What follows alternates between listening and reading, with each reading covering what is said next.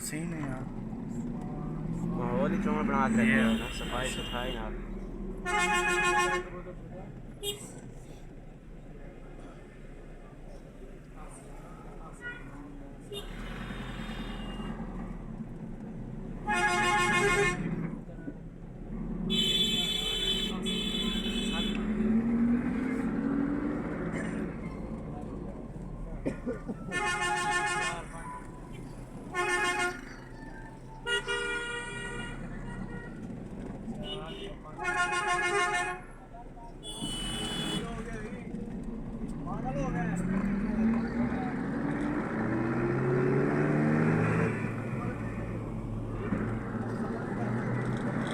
sir है वो है